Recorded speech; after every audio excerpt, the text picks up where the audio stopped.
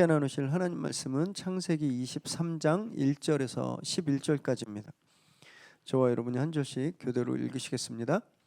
사라가 127세를 살았으니 이것이 곧 사라가 누린 햇수라.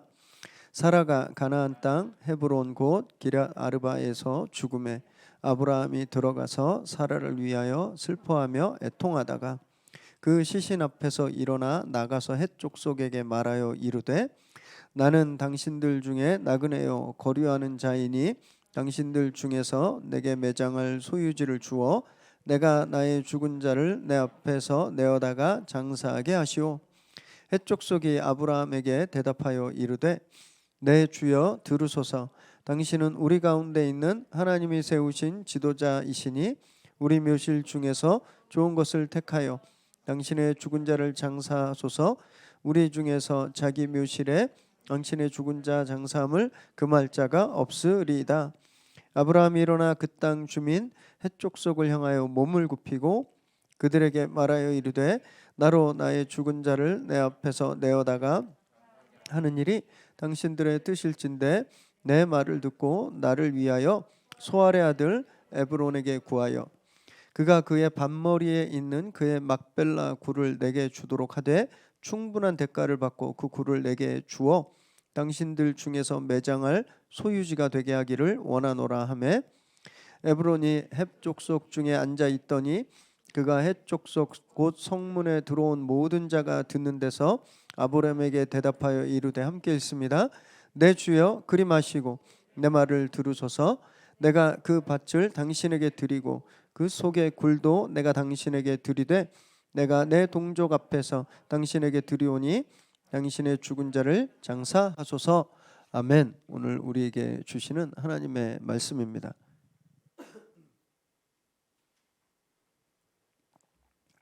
이제 아브라함 시리즈가 거의 막을 내려갑니다.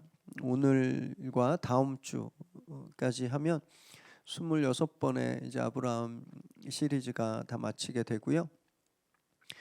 그 다음 주는 성탄주일이고 그리고 마지막 주는 저희가 아브라함 시리즈를 총 정리합니다. 6월부터 저희가 아브라함의 삶을 함께 살펴보고 말씀을 나누었는데 오늘 한 해를 마무리하면서 우리들의 삶은 어땠나 좀 돌아보시고 좀 생각해보는 그런 시간 되시기 바랍니다. 방금 광고 사진에서도 좀 보셨지만 지난주 저희가 성탄박스 사역을 준비하면서 목사님 한 분과 함께 성남 무지개 다문화 센터를 좀 방문했었습니다.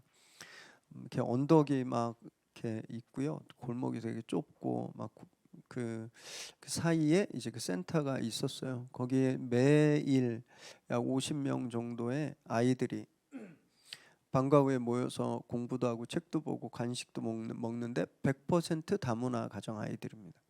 엄마가 외국인인 아이들이에요. 약 엄마들의 약 한 70%가 베트남 여성분들이시고 한 30%가 중국 여성분들, 조선족 분들이라고 해요. 센터장 목사님과 대화를 좀 했는데 참 굉장히 좀 안타까웠습니다. 좀 슬프고 이 아이들이 너무너무 어려운 환경 가운데 자라고 있더라고요. 결혼이지만 이주 결혼이지만 말이 결혼이지 사실 돈 받고 팔려온 현실이거든요. 나이 차가 엄마하고 아빠하고 나이 차이가 한 20살 정도 된다고 해요. 아이들이 굉장히 자주 가정폭력에 노출되어 있습니다. 보통 가정폭력하면 아빠가 엄마를 때리는 것만 생각하시잖아요. 네. 엄마 아빠가 나이 차이가 많으니까 그리고 엄마가 주로 경제생활을 하다 보니까 나중엔 바뀐다고 해요. 아빠가 폭행을 당하는 일들이 굉장히 많대요. 아이들이 그걸 보면서 자라는 거예요. 그래서 목사님이 너무 안타까워하십니다. 더 많이 있거든요. 다문화 가정 아이들이 더 많이 오고 아이들에게 더 좋은 것을 주고 싶고 아이들한테 더 좋은 거 먹이고 싶고 더 좋은 책 읽히고 싶은 그런 마음이 있으신 거예요. 더 심각한 이야기도 있는데 차마 말씀드릴 수는 없고 그 이야기를 들으면서 우리 사회에 이방인들의 삶이 얼마나 참 힘들고 비참한지 그 실상을 조금 좀 알 수 있었습니다. 우리나라만 그런 거 아니죠. 모든 나라가 다 그렇습니다. 저도 미국 생활을 한 14년 정도 했는데 그때 경험한 이민자의 삶도요, 별반 다르지 않습니다. 힘든 일을 해야 되는, 힘든 일밖에 없어요. 할 수 있는 게 인종차별 당하고 무시당하고 다 그렇습니다. 어느 나라나 이방인들, 이민자들, 나그네들은 존중받고 케어받는 게 아니라 무시당하고 차별당해요. 그래서 이민자들의 꿈은요, 메인스트림 주류 사회에 들어가는 게 꿈입니다. 그래서 비록 1세대는 이렇게 힘든 생활하지만 2세대 우리 아이들은 메인스트림 주류 사회에 들어가게 하겠다. 그래서 자녀 교육에 올인해요. 올인. 얼마나 열심히냐면 미국에도 입시학원이 생기더라고요. 한국 엄마들 때문에. 그런데 그렇게 메인스트림에 속하게 되는 케이스가 그렇게 많지 않습니다. 생각보다 훨씬 적어요. 꼭 그런 건 아니지만 제가 이렇게 좀 딱 이해되기 쉽게 미국 의회 의원들 현황을 좀 조사했거든요. 미국은 상원과 하원이 있잖아요. 상원의 의석수가 100석입니다. 그러니까 100명 상원 의원이에요. 그 중에 아시아계 의원이 현재 몇 명인지 아세요? 한 명입니다. 1%. 하원은 좀 달라요. 하원의 의석수는 435석이거든요. 그럼 이 중에 아시아계 의원이 현재 몇 명인지 아세요? 7명밖에 없습니다. 물론 상원 하원에 들어가는 게 메인스트림에 다 들어가는 걸 대변한다고 할 수 없지만 이 정도로 이민자들이 이방인들이 주류 사회에 진출하는 것이 이 정도로 힘들다라는 거예요. 미국만 그런 거 아닙니다. 우리나라는 더 심각해요. 우리나라 국회 헌정 사상, 국회가 시작되고 나서 외국인 이민자 귀화한 외국인이 국회의원 된 케이스가 몇 번 있었는지 아시나요? 딱 한 번 있었습니다. 19대 총선 때 그것도 투표로 뽑힌 게 아니라 어떤 당에서 정책적으로 비례대표 앞순이면 뽑히는 그 있잖아요. 이름만 앞에 쓰면 뽑히는 비례대표로 국회의원을 지낸 필리핀 출신으로 귀화하신 이자스민 씨 이름 들어보셨죠? 이자스민 그분 딱 한 케이스밖에 없었어요. 우리 사회도 이방인들은 주류 사회에 들어오기 이렇게 힘들다라는 거예요. 결국 이방인은 어느 나라나 어느 시대나 변방에 있을 수밖에 없습니다. 힘들 수밖에 없어요. 누구도 그 삶을 원하지 않습니다. 누구도 그 삶을 즐기지 않아요. 이방인이 되고 싶어 하지 않죠. 그런데 오늘 본문은 이상한 분이 한 분 나와요. 자기가 이방인이라고 이야기하고 자기 나그네라고 당당히 밝히는 분이 나오는데 바로 아브라함이죠. 근데 정말 이상한 건 아브라함이 우리 시대 우리가 경험하는 재외 동포들 또는 외국인 노동자들처럼 그런 힘들고 어려운 삶을 살았느냐? 전혀 아닙니다. 정반대예요. 아브라함은 그 누구보다 강한 삶을 살았고 그 누구보다 많이 누렸고 복받은 사람이었어요. 그럼에도 불구하고 왜 자기가 나는 성공한 사람이야 라고 이야기하지 않고 나는 나그네야, 나는 이방인이야 라고 이야기하는가? 오늘 저희가 말씀을 살피면서 그 답을 좀 찾게 되길 바랍니다. 아울러 우리는 이 세상에 어떤 정체성을 가지고 살아야 하는가? 나는 지금 어떤 정체성으로 어떤 아이덴티티를 갖고 살아가고 있는지 한번 좀 돌아보는 그런 시간 되시기 바랍니다. 1절 읽습니다. 시작. 사라가 127세를 살았으니 이것이 곧 사라가 누린 햇수라. 사라가 이제 127세 나이로 세상을 떠나게 됩니다. 그래서 단 한 번 나오는 케이스예요. 성경에 여성의 나이가 나오는 건 이 경우밖에 없습니다. 많은 여성들이 등장하지만 몇 살에 죽었는지 몇 살에 뭐 했는지 안 나와요. 그만큼 사라가 중요합니다. 왜냐하면 열방의 어머니잖아요. 열방의 어머니. 그래서 그 특별한 지위를 여기서 나타내는 겁니다. 그럼 127년 동안 이 사라의 인생은 어땠을까요? 우리가 아브라함 시리즈를 이렇게 쭉 한번 머릿속으로 리뷰 한번 해보세요. 사라가 어떤 삶을 살았는지. 아이를 낳지 못했죠. 그 서름을 당했습니다. 심지어 몸종 하갈에게 업신여김까지 받았고요. 또 더 심각한 건 이 나그네 남편, 방랑자 남편 때문에 가는 곳마다 남편을 남편이라고 부르지 못하는 홍길동의 여성판의 그런 삶을 살았잖아요. 험난한 시간이었습니다. 굉장히 괴로운 시간들이었을 것 같아요. 그랬다가 90살에 드디어 이삭을 낳게 되죠. 자기가 아이를 낳습니다. 아마 이 90살 이삭을 낳았을 때가 사라 인생의 클라이막스였을 겁니다. 가장 기뻤던 순간이었을 거예요.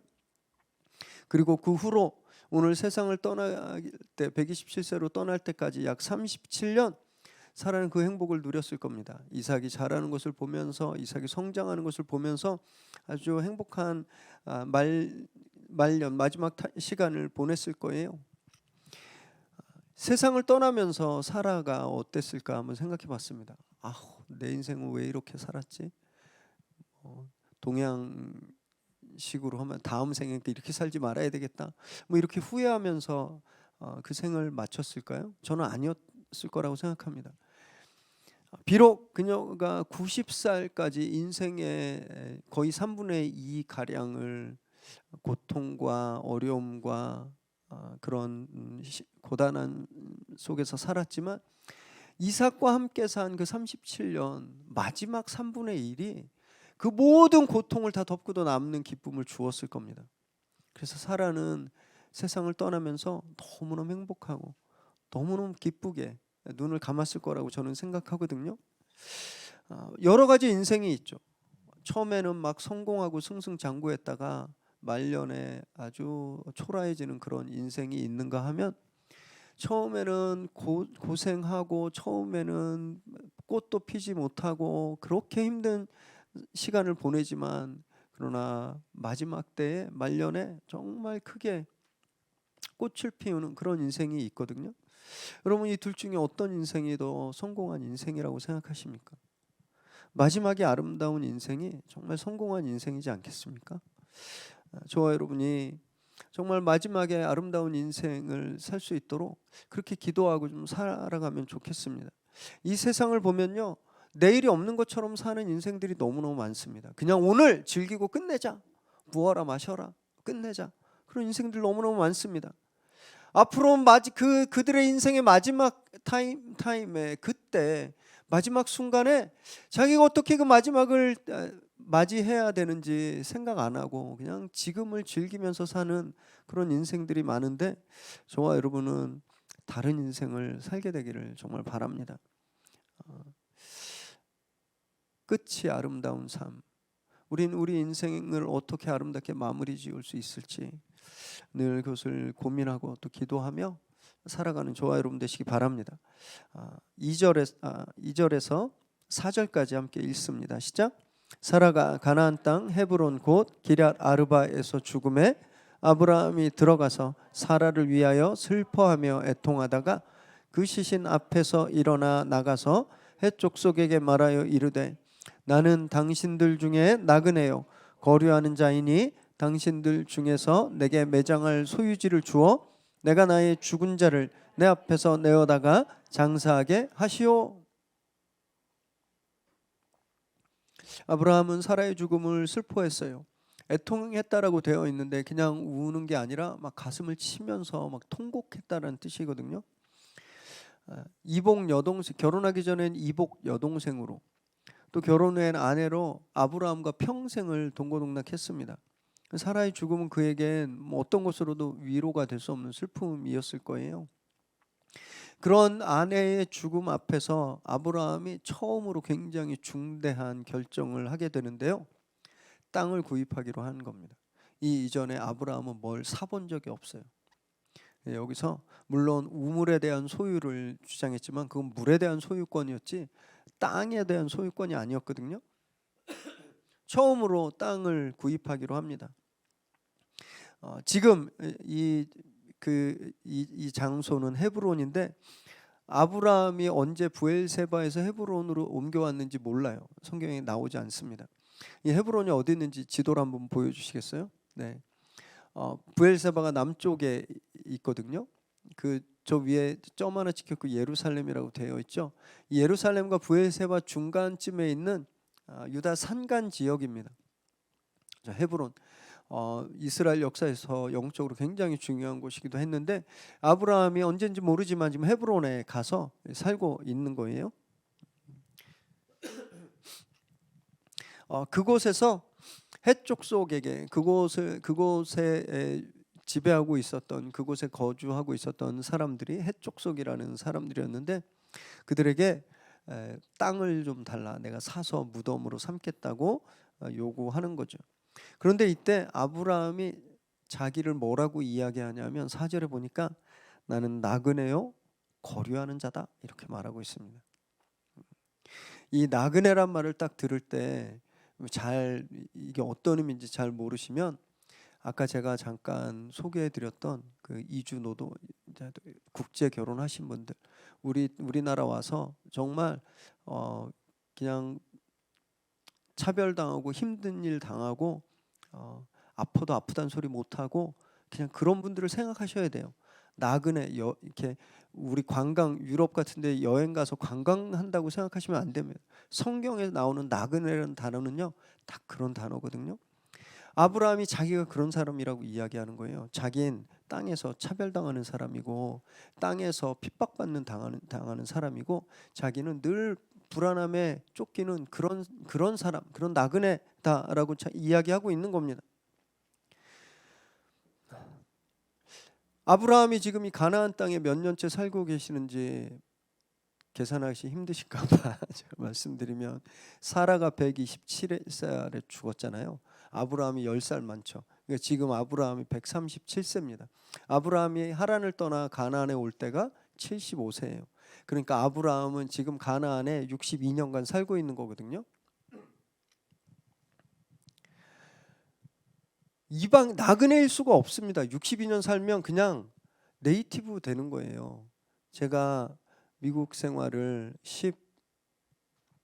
14년을 하고 왔는데 처음에 3년까지 진짜 적응이 안 됐습니다. 달러로 계산할 때 한국 돈으로 자꾸 계산하게 돼요. 그래서 잔돈이 맨날 많아집니다. 잔돈 계산하기 어려우니까 계속 종이돈 내요. 그래서 늘 집에 유리병에 동전이 가득했었거든요. 그리고 미국 사람들 진짜 이번에 월드컵 때도 미국 빼놓고 다 사커라고 부르거든요. 미국 빼놓고 다 풋볼이라 그래요. 미국만 사커라고 하거든요. 자기들 도량형이 따로 있습니다. 몸무게도 파운드로 재고 길이도 센치가 아니라 인치로 하고 무게도 막 굉장히 힘들어요. 이걸 항상 머릿속으로 계산해서 온도도 날씨도 우리는 그 셀시우스로 나오잖아요. C 1도 뭐 28도 이렇게 C. 근데 페른하이트로 하면 F로 100도 이 잘 감이 안 오시죠? 100도면 한 39도 정도 되는 거예요. 되게 더운 날씨인데 이게 잘 안 됐었어요. 근데 한 3년 지나고 한 6년, 10년 정도 되니까 그게 이제 자연스러워지는 거예요. 그 언어까지 그냥 대충 서바이버 잉글리시가 제일 위대한 영어거든요. 생존 영어로 불편함 없으면 그냥 동화되더라고요. 불편함이 없어요. 나중에 귀국해서 또 굉장히 낯설었는데 한 10년, 14년 살아도 별 불편함 없이 그냥 거기서 살아갔는데 지금 62년을 살았으면 나그네일 수가 없는 거 아닌가요?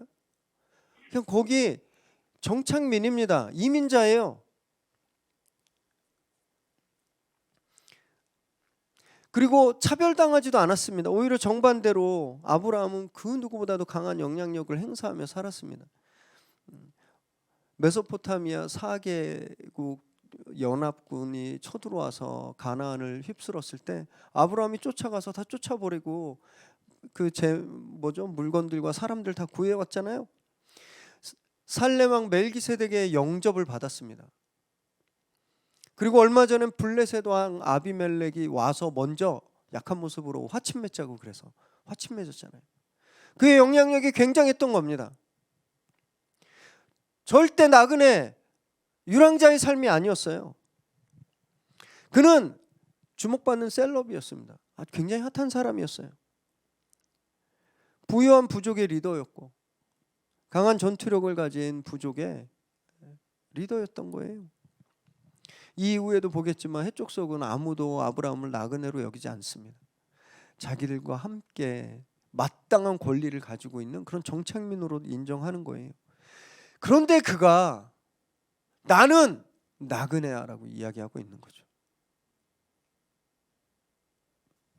왜냐하면요, 하나님의 말씀 때문입니다. 창세기 13장 17절 함께 읽을까요? 시작. 너는 일어나 그 땅을 종과 행으로 두루 다녀보라. 내가 그것을 내게 주리라. 조카 롯이 떠났죠. 소돔이 너무 좋아 보여서 상심해 있었습니다.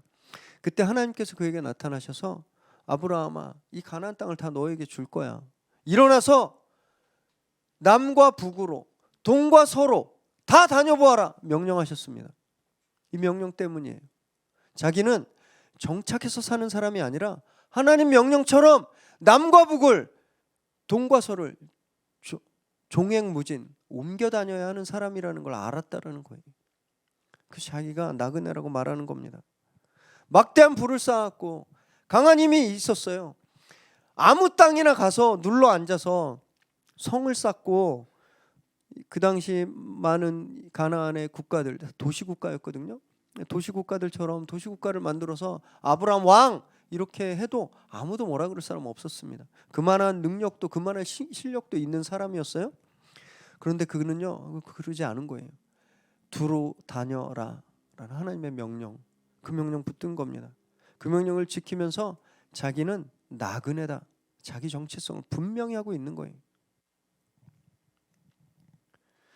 그럼 아브라함이 하나님께 이 땅을 종횡무진 두루 다녀라 이렇게 명령을 받았잖아요. 우리도 그거하고 거의 똑같은 명령을 주님께로부터 받은 걸 아실까요? 사도행전 1장 8절 말씀 우리 읽습니다. 시작. 오직 성령이 너희에게 임하시면 너희가 권능을 받고 예루살렘과 온 유대와 사마리아와 땅끝까지 이르러 내 증인이 되리라 하시니라. 아브라함에게 가나안 다 줄게, 동서남북 다녀봐, 이 말씀하셨던 것처럼 주님이 이 세계를 우리에게 보여주시고 복음 들고 땅끝까지 가라 말씀하셨습니다. 같은 명령이에요. 자, 그러면 생각해 봐야 돼요. 아브라함은 그 자기가 받은 명령 때문에 자기는 이 땅의 정착민이 아니라 계속 돌아다녀야 되는 나그네라고 생각하고 있었거든요. 그게 자기 아이덴티티라고 생각했습니다. 그럼 우린 땅끝까지 복음 들고 유랑하라는 명령을 받은 우린, 저는, 여러분은 나그네라고 생각하고 계시나요?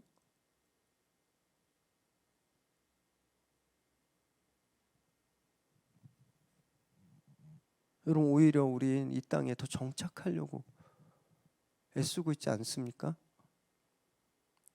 더 좋은 형편, 더 넓은 평수의 아파트, 더 애들 키우기 좋은 신도시, 학군 좋은 곳.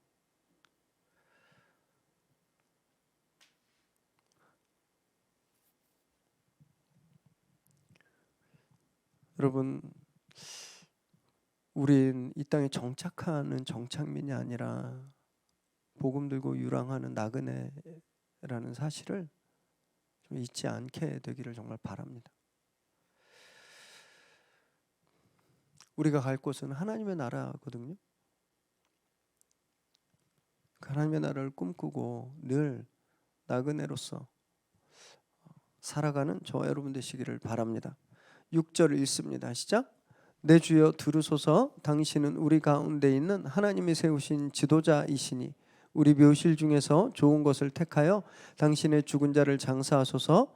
우리 중에서 자기 묘실에 당신의 죽은 자 장사함을 금할 자가 없으리이다. 아브라함은 자기를 나그네라고 했습니다.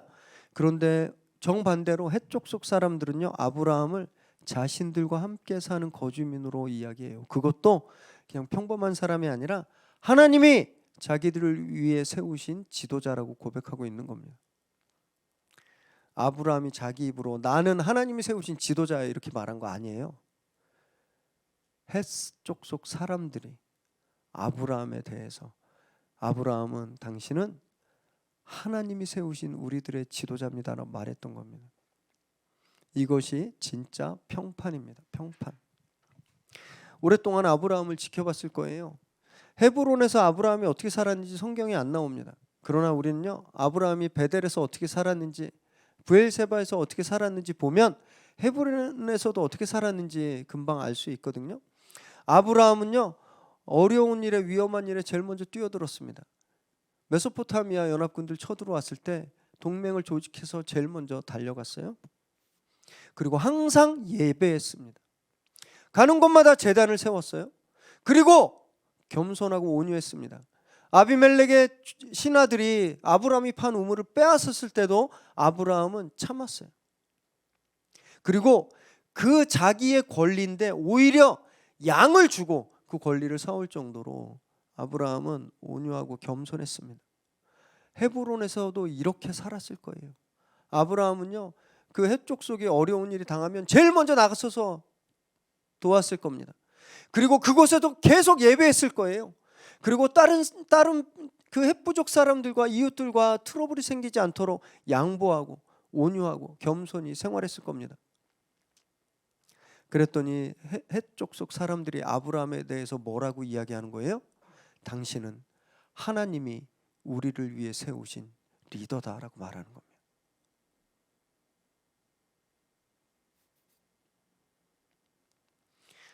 그래서 아무 매장지나 가져가십시오. 그 누구도 뭐라 그럴 사람 없습니다 라고 이야기하는 거예요.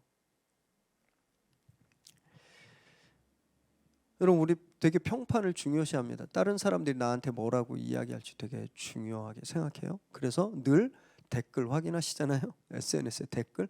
얘가 내가 올린 사진에 뭐라고 썼는지, 내가 올린 글에 뭐라고 썼는지 막 보다 악플 달리면 식음을 전폐하고, 평판을 중요하게 생각하니까.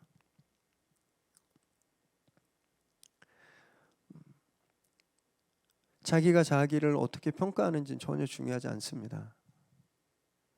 우린 늘 자기한테 너그럽고 자기한테 과하게 잘해요.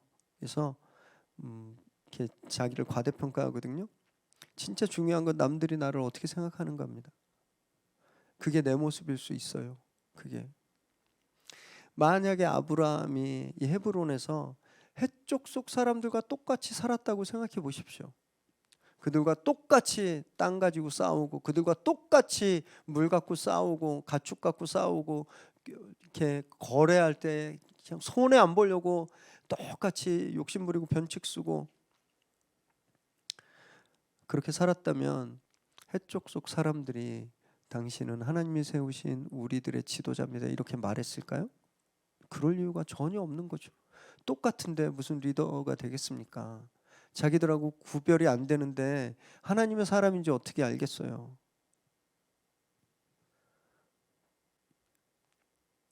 아브라함이 마땅히 자기가 누려야 될 권리와 권한을 포기하고 버리니까 이런 평판을 얻는 겁니다. 여러분, 이것이 하늘의 법칙이에요. 이기심을 버리고 욕심을 내려놓을수록 역설적으로 더 얻게 되고 풍성해지는 겁니다. 그래서 성경은 온유한 자가 땅을 차지한다 그러는 거예요. 땅을 차지하는 건 힘센 사람이죠. 무기가 강한 사람이죠. 강한 군대가 땅을 차지하잖아요. 성경은 아니라고 말하는 겁니다. 양보하고 다 주고 포기하고 내려놓으면 땅을 차지하게 된다고 말하는데 그게 바로 이런 비결인 거예요.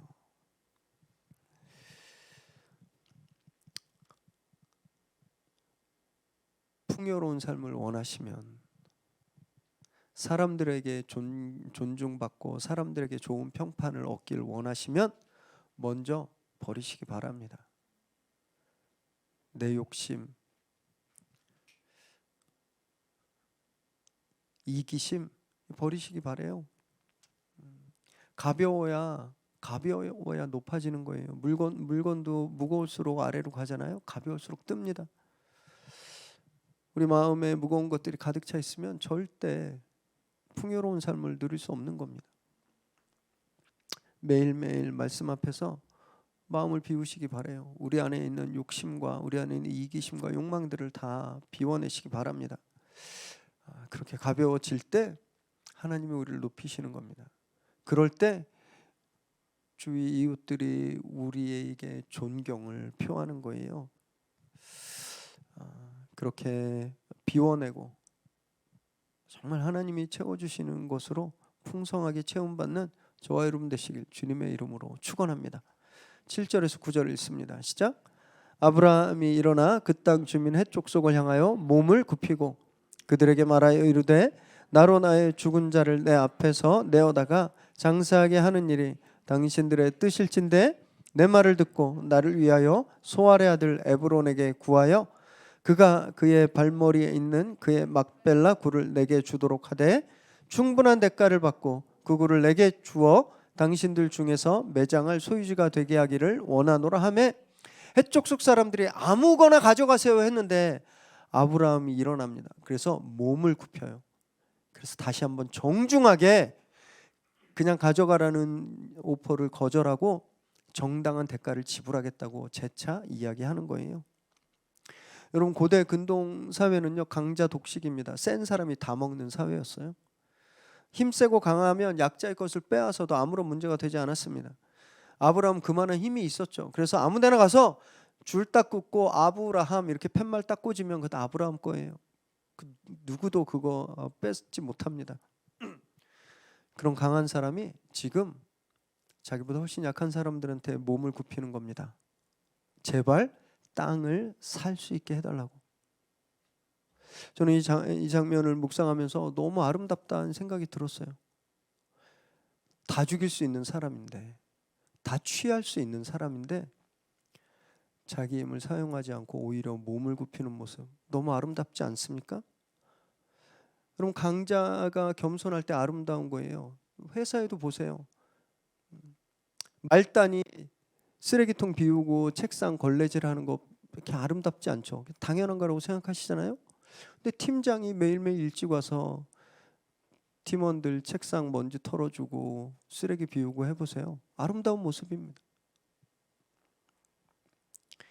강한 사람만이 겸손할 수 있는 거예요. 흔히 우리는요 약한 사람이 겸손할 수 있다고 생각하는데 그렇지 않습니다. 약한 사람의 겸손은 그냥 약한 거예요. 뭐 할 수 없으니까 그냥 하는 겁니다. 비굴함일 수 있어요. 여기 막 분이 막 그러고 싶지 않은데 내가 힘이 없으니까 그냥 하는 거예요. 비굴한 거죠. 이 겸손 아닙니다. 진짜 겸손은 내가 할 수 있는데 안 하는 거예요. 내가 뺏을 수 있는데 오히려 주는 겁니다. 이것이 겸손이죠. 저는 우리 성도님들이 계신 곳에서 회사에서 특히 아주 강한 사람들 되시길 정말 바랍니다. 실력이 없어서 맨날 이렇게 움츠리고 있는 게 아니라 누구보다 탁월한 실력으로 인정받고 우리 성도님들 없으면 회사가 안 돌아갈 정도로 그렇게 신뢰받고 하는 프로젝트마다 막 잘 돼서 사람들이 막 어떻게 이렇게 잘해요? 이런 부러움을 사는 그런 강한 사람들 되십시오. 실력 있는 그런 사람들 되십시오. 그리고 겸손하십시오. 너무너무 멋지고 아름답지 않겠습니까? 회사에서 원탑인데 맨날 만나는 사람들에게 인사하고 먼저 허리 굽히고 자기보다 약한 사람들 도와주고 얼마나 아름답습니까? 여러분 그런 아름다운 겸손을 정말 늘 소유하는 우리 성도님들 되시길 정말 바랍니다. 10절 11절 읽습니다. 시작. 에브론이 헷 족속 중에 앉아 있다가 그가 헷 족속 곧 성문에 들어온 모든 자가 듣는 데서 아브라함에게 대답하여 이르되 내 주여 그리 마시고 내 말을 들으소서. 내가 그 발을 당신에게 드리고 그 속의 굴도 내가 당신에게 드리되 내가 내 동족 앞에서 당신에게 드리오니 당신의 죽은 자를 장사하소서. 아브라함의 겸손하고 정중한 요청에 에브론이란 사람이 이 성문에 들어온 모든 자, 이거는 의결권을 가진 성인들을 뜻하거든요. 그러니까 지금 이 사람들은 아브라함의 매장지를 어떻게 할까를 가지고 부족 회의 같은 걸 하고 있는 거예요. 공식적인 행사죠. 그 공식 석상에서 뭐라고 이야기하냐면 아브라함을 내 주여라고 부릅니다. 그냥 sir, ma'am, 선생님 이거 차원이 다른 말이에요. 이 내 주여라는 말은요, 신이나 왕에게 붙는 칭호입니다. 아브라함에게 극존칭의 호칭을 사용하고 있는 거예요. 그냥 그냥 관용적인 그런 습관적인 언어가 아니라 아브라함을 굉장히 특별하게 대하고 있는 거죠.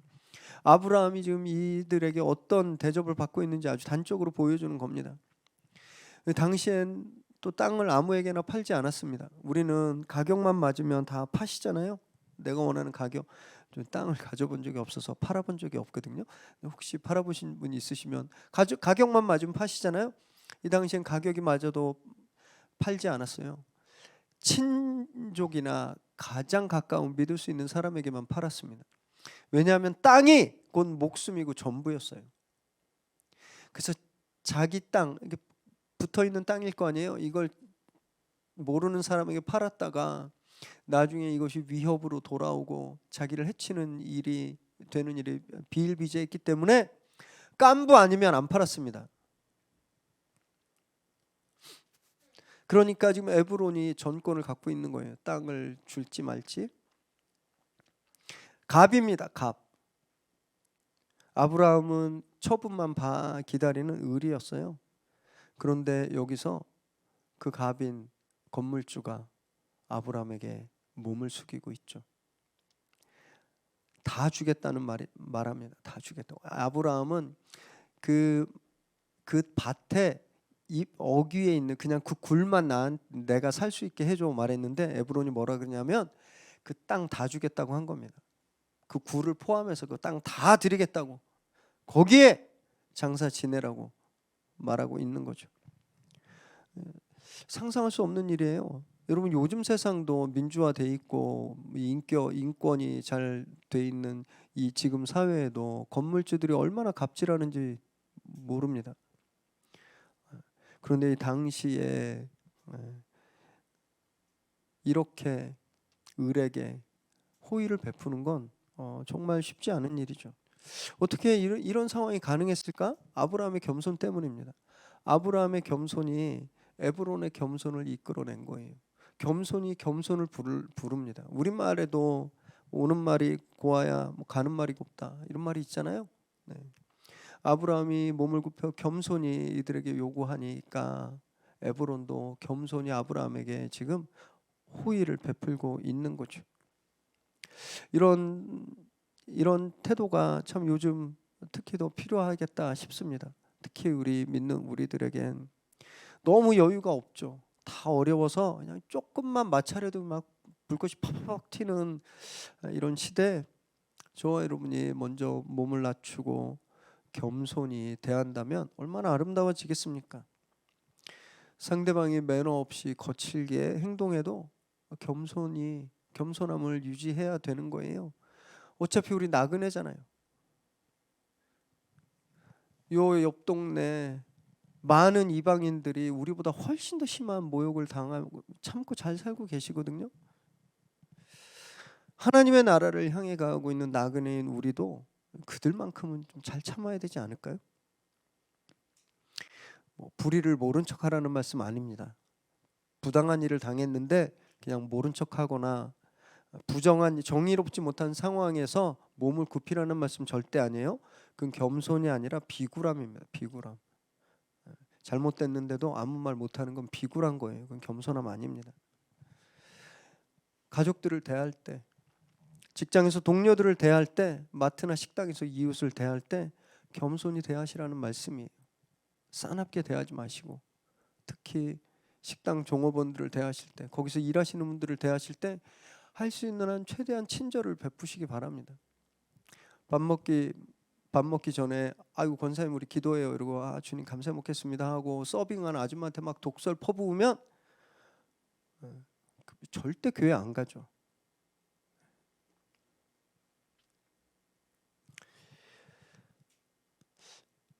아브라함이 자기 정체성을 분명히 알았던 것처럼 저와 여러분도 하늘 백성이라는 이 정체성을, 복음의 나그네라는 이 정체성을 절대 잊지 않게 해야 되길 바랍니다.